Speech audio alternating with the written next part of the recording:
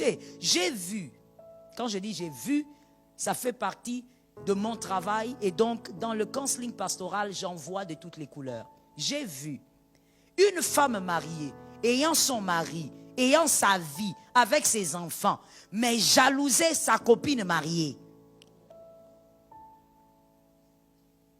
Pourquoi celle-là, son mari, l'a acheté une voiture? Pourquoi son mari, quand il se balade dans le quartier le soir, ils se tiennent la main? Pourquoi son mari se balade avec elle le soir? N'est-ce pas qu'il travaille beaucoup? À 7 heures, il doit dormir. Regarde le cœur de l'homme. En train de créer des agendas sur ton mari. En train de créer des agendas sur votre organisation interne. Il y a aussi cette deuxième perception. Voilà pourquoi je donne un conseil gratuit à tous les célibataires et les célibataires me donnent un amen. Je dis ceci. Lorsque vous avez vos projets de mariage, lorsqu'il y a un proposant, lorsqu'il y a quelqu'un qui veut te proposer du sérieux, on ne le chante pas. Tu parles là-bas, tu parles ici, tu parles là-bas. Toi, tu as 5 copines, tu révèles tout à ces 5 copines. Les 5 vont révéler à 10 autres. Là où ça ne doit pas arriver. Et après quelques jours, tu viens me dire, je n'ai pas compris, il est devenu froid. Il est devenu froid parce que tu étais trop chaude. Je réponds. Il est devenu froid parce que tu étais trop chaude. Lorsqu'on veut t'épouser, on n'est pas chaude comme ça. Il faut se calmer. Toutes les relations n'aboutissent pas dans la vie. Le fait aussi que tu racontes tout le temps, je suis avec Robert, je suis avec Gilbert, je suis avec Enoch. Ma soeur, tu auras 40 ex, calme-toi. Quand toi-même tu en as 40, tu sais que tu en as 40, c'est pas grave, c'est dans ton répertoire. Mais quand tout le monde sait que tu en as 40, c'est pas bon, c'est une mauvaise presse. Calme-toi. Hugo t'a dragué, tu es parti parler. Jean-Luc t'a dragué, tu es parti parler. Oh, vous n'avez pas remarqué? Vous ne voyez pas comment il me regarde, ma soeur? Joseph a été vendu parce qu'il parlait trop. Tu vas vendre ton rêve aussi. Calme-toi. Tu as parlé déjà au pasteur, ça suffit. Tu as parlé peut-être à un encadreur, c'est bon qu'on vous aide à évoluer spirituellement. Parce qu'il y a aussi des combats dans toute cette affaire-là. Est-ce que quelqu'un m'entend? Lorsque toi tu es en train d'aller raconter, mais écoute, moi j'ai vu des filles qu'on a plaquées par leurs proposants ayant des bons projets. Parce que l'histoire s'est tellement distillée qu'un jaloux, comme on vient de dire là, un jaloux ou une jalouse vient là-bas et dit au gars, mais toi tu veux épouser cette fille, est-ce que tu la connais? Il dit, mais attends, mais justement c'est pourquoi on prend le temps pour qu'on se connaisse et tout, moi je veux l'épouser. Mais cette fille-là a trop avorté. Mais tu vois l'avortement dont on parle, non, écoute-moi très bien, écoute-moi vraiment. Tu vois l'avortement dont on parle sur la sœur n'a jamais existé. La personne a monté toute une histoire. Pourquoi? Pour ne pas voir ce garçon épouser cette sœur. Pourquoi? Parce que la sœur avait parlé à quelqu'un. Cette histoire n'a jamais marché. Parce que le garçon, quand il est venu, il me dit, maman, on m'a dit qu'elle a avorté autant de fois. Moi, je n'ai pas un problème avec son passé, c'est sa vie. Mais elle aurait dû me dire, c'est quand même la femme que je vais épouser. Elle aurait dû me dire la vérité. La fille aussi devant moi et devant le gars, elle dit, je n'ai jamais avorté. Je ne connais pas cette affaire. Elle a pleuré, elle a gémi, elle a tout fait. Qui va te croire?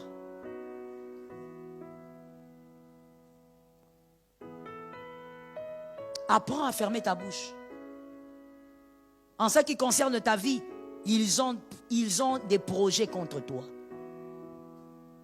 Et généralement, ils ne sont pas loin. Apprends à garder. Quand tu es fiancé, apprends à garder les choses pour toi. J'ai vu aussi une autre histoire assez bizarre où un garçon a fait son choix et il s'aimait bien avec la fille. Mais le meilleur ami du garçon convoitait la femme de l'autre.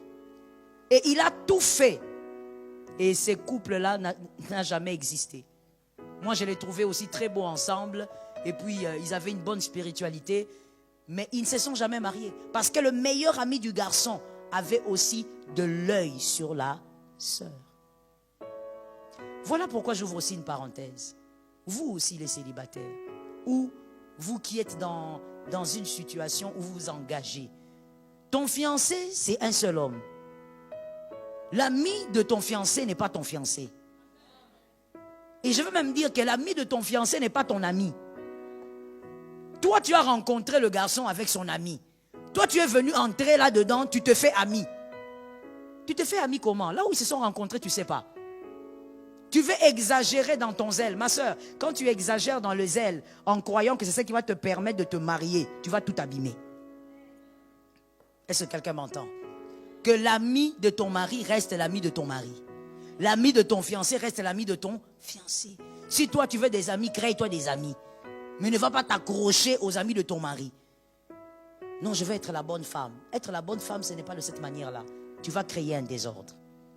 Que Jésus nous donne la victoire. Lorsque Dieu te voit marié, Dieu considère que ton mariage est un projet de paix. Tu as dit Amen, tu as reçu. Non, tu as dit Amen en retard, tu n'as pas reçu aussi. Quand tu es marié dans la volonté de Dieu, tu n'as pas besoin d'une prophétie autre. C'est déjà écrit. Non, qu'est-ce que Dieu pense de mon mariage? Pourquoi mon mari n'a pas de travail? Qu'est-ce que Dieu dit de mon mariage? Dieu dit projet. Qu'est-ce que Dieu dit sur mon mariage? Je n'ai pas d'enfant. Qu'est-ce que Dieu dit? Tu vas commencer à chercher tous les prophètes que tu as dans la contrée. Même Dieu, ainsi que les anges, ont pitié de toi. Et donc, comprenons ceci, lorsque vous êtes mariés, voici la première perception, celle de Dieu. Elle gît à ta porte, c'est-à-dire Dieu veut que tu sois en paix. Dans ton mariage, que tu sois heureuse, que tu sois heureux. Monsieur, Dieu ne veut pas te voir marié pour que tu commences à te mortifier, que tu commences à vieillir avant l'âge. Tu n'avais pas la calvitie, mais tu as la calvitie. Pourquoi? Parce que tu es traumatisé par le mariage avec ta femme. La volonté de Dieu, c'est que tu aies un avenir. Que ce mariage te donne un avenir. Que les enfants dans ce foyer aient un avenir. Si tes enfants dans ton mariage vivent les mêmes combats que toi, sont dans les mêmes obstacles que toi, commettent les mêmes péchés que toi, comme des péchés cycliques, ma sœur, ton mariage a un problème, tu n'es pas dans la vision de Dieu. La perception de Dieu, c'est que tu dois être en paix. Quand tu te maries, tu dois être heureuse. Quand tu t'es marié et que tu es dans ton foyer, tu vois quelqu'un qui est content de ton foyer, c'est une exception. C'est une exception. Ce qui est général, en d'autres termes, c'est que tu peux trouver partout, c'est qu'on ne va pas aimer ton mariage. Pourquoi ils ne vont pas aimer ton mariage? Pour rien. Le cœur de l'homme est comme ça. Le cœur de l'homme n'aimera pas le mariage d'une fille qui vient à peine de se marier, elle a 2 ans de mariage. Le cœur de l'homme aussi va haïr le mariage d'une dame qui a fait 40 ans de mariage. Le cœur de l'homme est comme ça. Tu dois savoir, je reprends ça parce que j'ai l'impression que le diable cherche à t'arracher ce que j'ai dit là. Je vais reprendre ça. Lorsque tu vois quelqu'un aimer ton mariage, c'est une exception. Il ne faut pas croire que sur 10, il y a 5 qui aiment. Sur 10 personnes, ils peuvent être à 2. Tous les restes cherchent à voir tes larmes. Voilà pourquoi je donne un conseil gratuit à une femme mariée et à une femme en devenir, à un homme marié en devenir. Ne présente pas tes larmes partout. Ne fais pas voir, tu vois ce qui sort ici qu'on appelle larmes là, ne fais pas voir ça à n'importe qui. Dis à une voisine, à un voisin, le mental. Dis à une autre, le mental. Arrête d'être là comme ça, de faire couler. À chaque fois que tes émotions montent, tu sens que ça ne va pas, tu fais couler tes larmes partout. Il y a des personnes qui voient tes larmes, qui te donnent des mouchoirs et qui disent que ça coule encore. C'est ça la réalité de la vie, ma soeur, mon frère. Arrête d'être comme dans un dessin animé. La réalité de la vie est tout autre. Ce n'est pas en vain que Jésus lui-même a dit, je vous envoie comme des brebis au milieu des loups. C'est Jésus qui a dit, ce n'est pas un apôtre. Pourquoi Jésus considère que ce monde, c'est comme nous envoyer, nous, les brebis, c'est-à-dire des êtres faibles, fragiles, au milieu des êtres féroces comme des loups? Ça doit te faire réfléchir. Si tu as 10 amis, je te choque. 2 amis sont bons. Les restes sont des loups. Si tu en as 3, tu as un seul qui est bon. Les 2 autres sont des loups.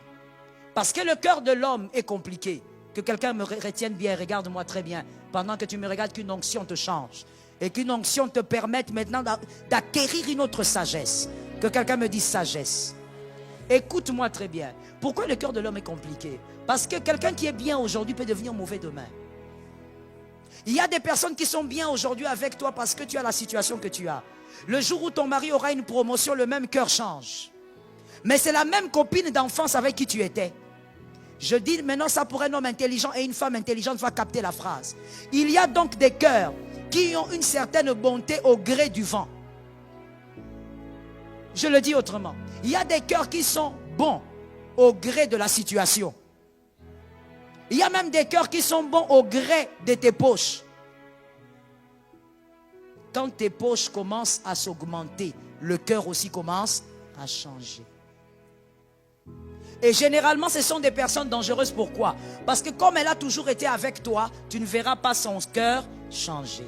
Tu ne verras pas le mal venir parce qu'elle a toujours été avec toi. La Bible dit, le psaume dit, ils ont des desseins, des très mauvais desseins contre ta vie. Ne laisse pas n'importe qui voir tes larmes. Même quand ça chauffe, garde ça à l'intérieur. Je n'ai pas entendu quelqu'un. Garde ça. Va pleurer seul dans la chambre avec Jésus.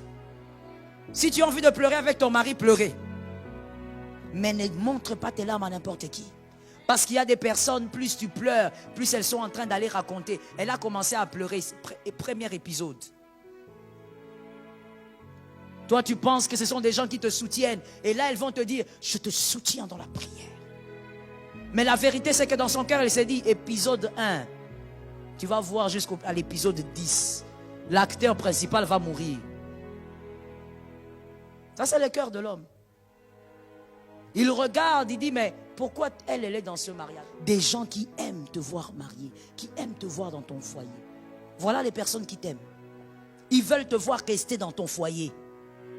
Qu'il pleuve, qu'il neige, ils prient pour que tu restes là. Ils ne veulent pas te voir mourir, mais ils veulent te voir être heureuse. Et ils prient tous les jours en disant que ce foyer-là prospère, qu'elle reste dans ce foyer-là.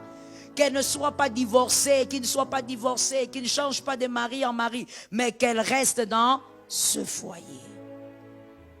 Naomi lui a dit, reste dans ce champ, surtout qu'on ne te voie pas ailleurs. Reste dans le champ de Boaz. Vous savez, l'un des signes, je ne les ai pas écrits, ce n'est pas la thématique d'aujourd'hui, mais je vous donne l'un des signes pour savoir que quelqu'un aime ton foyer. Généralement, c'est quand on a des problèmes. La réaction de la personne quand on a des problèmes. Qu'est-ce qu'elle vous dit? Quand vous avez des problèmes dans votre foyer et que la personne vous pousse à aller votre mari pour arranger, elle aime votre foyer. Mais quand vous êtes en problème et que votre meilleur ami, que vous soyez garçon, fille, commence d'abord à vous rappeler vos qualités pour vous rappeler également que cet homme, cette femme ne vous mérite pas, vous êtes devant deux catégories. Soit vous êtes devant un inconscient, on ne demande pas conseil à un inconscient, ou encore vous êtes devant quelqu'un qui n'aime pas votre mariage. Parce que quelqu'un d'autre, ça peut simplement être un inconscient. On ne demande pas conseil à un inconscient, même si c'est ton ami. Voilà pourquoi une fois je crois que je t'ai parlé des relations en te disant, il faut savoir quel type d'amis tu as. Et même les degrés de la conscience de chaque ami, tu dois savoir. Les degrés de la maturité de tes amis, tu dois savoir. Il y a des amis avec qui tu ne fais que rire, tu bois, tu manges, ça c'est la limite là. Avec lui, on ne parle pas mariage. Immaturité de la Liwana. Mais c'est ta copine. Depuis toujours. Elle t'aime aussi. Hein. C'est pas qu'elle t'aime pas, elle te fera vraiment jamais du mal. Par la grâce de Dieu. C'est vraiment un vrai ami. Mais l'immaturité a logé dans sa tête. Tu ne peux pas lui dire, voilà moi et mon mari aujourd'hui, on a des problèmes. Quand tu vois, je veux même aller plus loin. Ce sont les moments de choc. Dis à ton frère, à ta soeur, ce sont les instants de choc. Je vais même plus loin. Quand tu rencontres même un homme de Dieu, ou soi-disant, parce qu'un homme de Dieu ne peut pas réfléchir comme ça. Alors je vais mettre avant ça soi-disant. Qui te dit, tu as des problèmes avec ton mari, avec ta femme, mais cet homme, soi-disant homme de Dieu, commence par te dire, voilà, avec tout ce que tu es, comment il peut te traiter comme ça? Il ne voit pas que tu es une belle femme, il ne te mérite pas, et elle ne mérite pas un homme comme toi. Ça, ce n'est pas un homme de Dieu normal. Il y a une autre sémence là-bas. Lorsque tu as des problèmes avec ton mari, ta femme, l'un des signes qui montre que la personne qui parle aime votre couple, il te dira, malgré toutes les qualités qu'elle pourra ascenser dans ta vie, la personne te dira, va régler. Va vers ta femme, va vers ton mari. Ce n'est pas un monstre, c'est lui que tu as épousé. Va arranger. Celui qui ne t'aime pas va t'éloigner. C'est le système du serpent. Le système du serpent. Adam est à côté, mais le serpent ne dira jamais à Ève, demande un peu à ton mari, qu'est-ce que Dieu vous avait dit? Le serpent va parler à Ève comme si l'homme n'était pas là. Voilà pourquoi pendant des années, il y a beaucoup de gens qui n'ont pas bien lu ces récits, qui ont toujours cru que lorsque le serpent avait parlé à Ève, Adam était loin. Beaucoup de gens l'ont même prêché, parce qu'on n'a pas lu, on a lu vite. Mais quand tu lis, tu vois, il y a même des versions qui disent clairement que l'homme était à côté. Mais comment le serpent peut parler comme si l'homme n'était pas là? À aucun moment il n'a fait mention d'Adam. Il a parlé à Ève comme si l'homme n'était pas là. C'est le système du serpent. Un cœur qui n'aime pas ton foyer va t'éloigner de ton mari.